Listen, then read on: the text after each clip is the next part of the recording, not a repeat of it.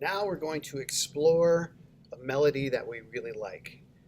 What I want you to do first is go to Hook Theory and find a song that you like the composition, that has a good melodic ring. And we can see here that I have this, and it has the melodic line, and I'm going to now, Charlie Brown's Name of the Song by Coldplay, I'm going to go look for a Midi file of this, but before I leave, I want to know what key it's in. And I also can see the single notes that make up the riffs or the patterns that I really like. And this right here is the line that really kind of hooks me in. Let's listen to that. When they smash my heart into smithereens, be a bright red rose compressed in the concrete.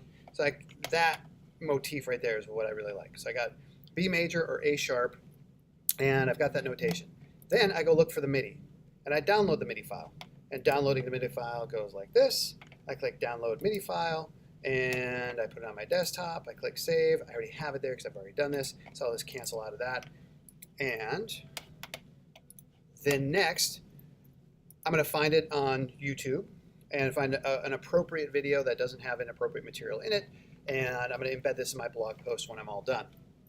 So I have the MIDI file on the desktop.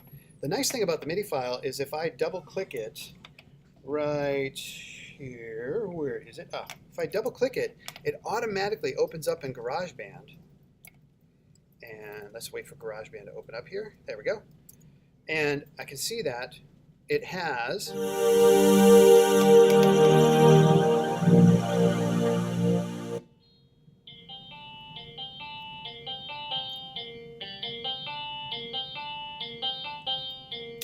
I just want to isolate this track, so I can just delete these, and I want you to just find the melodic part that matters most. And in this case, I'm going to scroll this down and shrink it down and just isolate that one.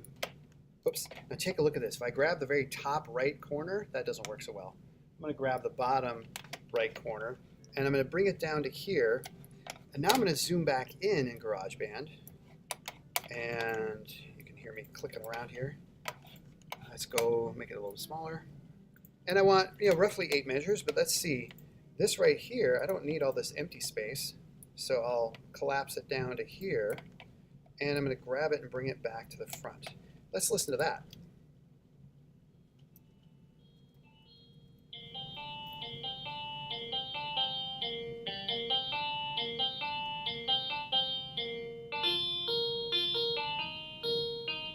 Okay, and that's it.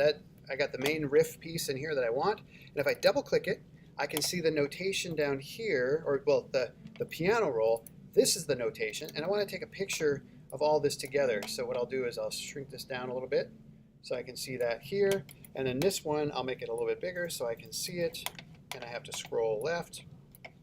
And I want to do a screenshot of this. So I do Command-Shift-4, take a screenshot, and I want all this. And notice how in the bottom left-hand corner I've got the treble clef and the time. It's 4/4 time. So I took a picture of that, and that I'll be putting up to Flickr and putting into my blog post. Okay, now let's talk about the blog post. So I've done my simple analysis of looking at the things, and this is what I want your blog post to look like.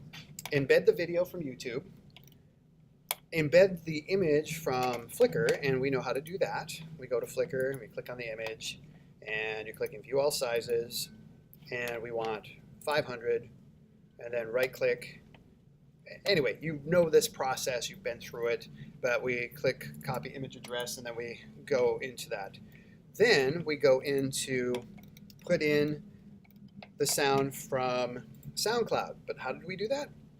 Let's go in here, and I want to export this out. So I go to Share, Export Song to Disk. Again, we've done this once before, so I can call this whatever I want, and let's learn how to type here. Yay! And I'm just going to export this to my desktop.